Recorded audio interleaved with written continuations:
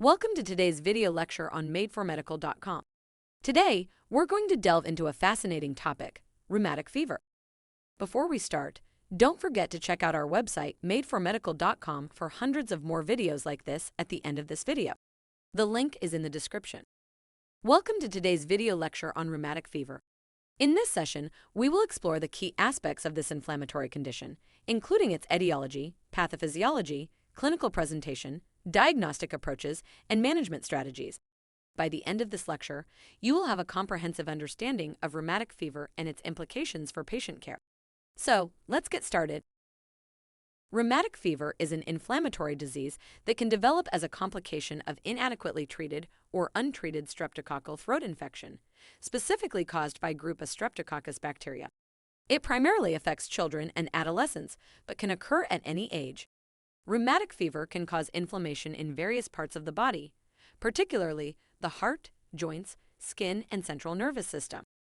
The exact mechanism by which rheumatic fever develops is not fully understood, but it is believed to involve an autoimmune response triggered by the streptococcal infection. The immune system mistakenly attacks healthy tissues in the body, leading to inflammation and damage. It is thought that certain individuals may have a genetic predisposition that increases their susceptibility to developing rheumatic fever following a streptococcal infection. The pathophysiology of rheumatic fever involves an autoimmune response triggered by a preceding group of Streptococcus infection, such as streptococcal pharyngitis.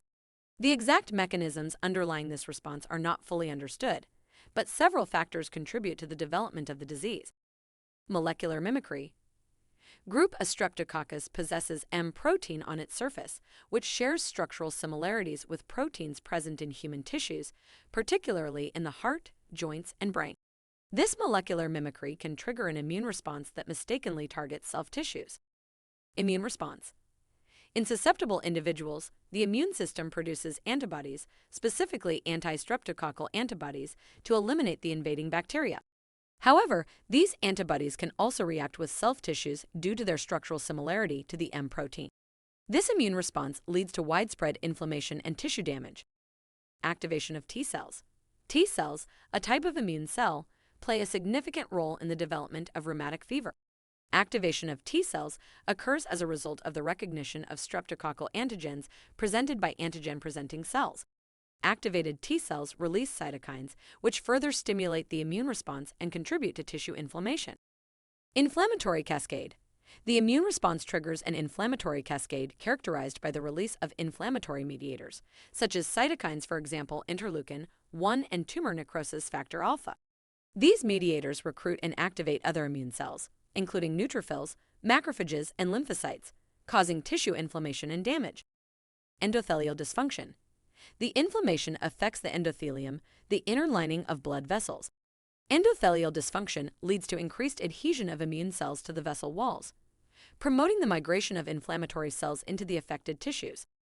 Autoantibody formation. The immune response also results in the production of autoantibodies, specifically anti-streptococcal antibodies that cross-react with self-antigens. These autoantibodies target various tissues, including the heart valves causing rheumatic heart disease, joints causing arthritis, skin, and central nervous system. The inflammatory process and tissue damage in rheumatic fever primarily affect the heart, resulting in rheumatic heart disease, which includes valvular damage such as mitral valve regurgitation or stenosis. The joints may also be affected, leading to migratory arthritis, characterized by painful, swollen, and inflamed joints. The clinical presentation of rheumatic fever can vary among individuals, and the symptoms may manifest several weeks after a group of Streptococcus infection, such as streptococcal pharyngitis. The disease primarily affects children and adolescents, but it can occur at any age. Here are the common clinical manifestations of rheumatic fever. Fever and malaise. Individuals with rheumatic fever may experience fever, fatigue, and a general sense of not feeling well. Malaise. Joint involvement. Arthritis. Rheumatic fever often presents with migratory arthritis, where joint inflammation shifts from one joint to another. The affected joints typically include the knees, ankles, elbows, and wrists. The joint pain is typically migratory, meaning it moves from one joint to another over a short period. The joints may become swollen, warm to the touch, and tender. Cardiac involvement. Rheumatic fever can affect the heart, leading to various cardiac complications. These may include rheumatic heart disease. This involves damage to the heart valves, particularly the mitral valve. It can lead to valve regurgitation or stenosis, resulting in symptoms such as heart murmurs, fatigue, shortness of breath, and palpitations. Myocarditis, inflammation of the heart muscle called myocardium may occur, resulting in symptoms such as chest pain, palpitations, and fatigue. Pericarditis. The inflammation of the pericardium, the protective sac around the heart, can cause chest pain, especially with deep breaths, and a friction rub heard on auscultation. Rheumatic fever can cause distinctive skin lesions, including erythema marginatum. These are painless, pinkish red, non-itchy rashes with well-defined borders that primarily appear on the trunk and limbs. They tend to come and go over a period of days. Synapse chorea. This neurological manifestation of rheumatic fever occurs in a minority of cases, particularly in children. It is characterized by involuntary, rapid, and jerky movements of the face, hands, and feet. Other associated symptoms may include muscle weakness, emotional instability, and difficulty with fine motor skills. The diagnosis of rheumatic fever involves a combination of clinical evaluation, medical history, laboratory tests, and assessment of the Jones criteria. The diagnostic process typically includes the following steps: clinical medical history and physical examination. Begin by taking a detailed medical history from the patient, focusing on recent or previous streptococcal infections, particularly strep throat. Inquire about symptoms such as joint pain, skin rash, and heart-related symptoms. Perform a comprehensive physical examination to assess for signs of inflammation in the joints, skin, and heart. Laboratory testing. Laboratory tests are important to support the diagnosis of rheumatic fever. These may include blood tests. Blood tests can help identify markers of inflammation, such as elevated erythrocyte sedimentation rate, ESR, or C-reactive protein, CRP levels. Additionally, blood cultures may be done to rule out ongoing infection. Throat culture. A throat swab or culture is performed to detect the presence of group A Streptococcus bacteria.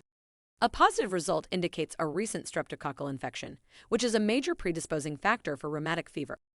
Antistreptolysin O, a SO, titer. This blood test measures the level of antibodies against streptolysin O, a toxin produced by streptococcal bacteria. Elevated ASO titers suggest a recent streptococcal infection. Jones criteria.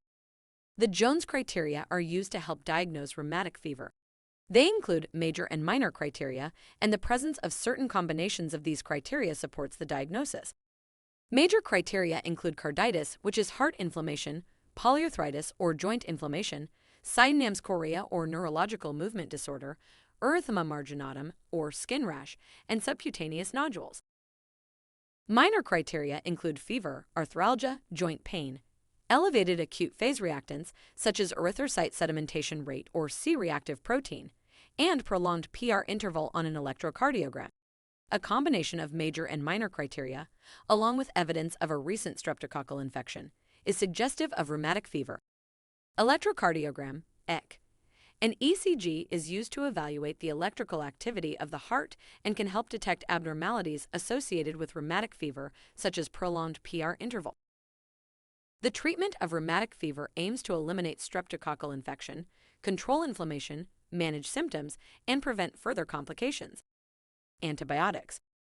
The primary treatment for rheumatic fever involves a course of antibiotics to eliminate the streptococcal infection and prevent recurrent episodes. Penicillin is the antibiotic of choice and is usually given as a single injection of long-acting benzathine penicillin G. In cases of penicillin allergy, alternative antibiotics such as erythromycin or azithromycin may be prescribed. Anti-inflammatory medications. Non-steroidal anti-inflammatory drugs, NSAIDs, such as aspirin or ibuprofen, are commonly used to reduce inflammation, relieve pain, and control fever in rheumatic fever.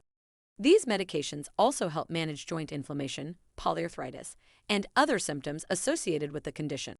High-dose aspirin may be initially prescribed, followed by a tapering dose as symptoms improve.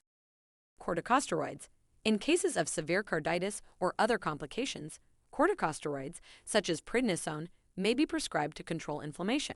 These medications are used when symptoms are not adequately controlled with NSAIDs or in cases of severe cardiac involvement. Supportive care. Bed rest may be recommended during the acute phase of rheumatic fever, especially if the individual has significant carditis or joint pain. Adequate hydration, a nutritious diet, and symptomatic relief measures, such as warm compresses or topical analgesics, can also be beneficial. Long-term management. Individuals diagnosed with rheumatic fever are usually prescribed long-term secondary prophylaxis with antibiotics to prevent the recurrence of streptococcal infections. This typically involves monthly injections of benzathine penicillin G or daily oral antibiotics, such as penicillin or erythromycin, for a period of several years or until adulthood. In conclusion, rheumatic fever is a potentially serious condition that requires early recognition, prompt treatment, and long-term management to prevent complications and improve patient outcomes.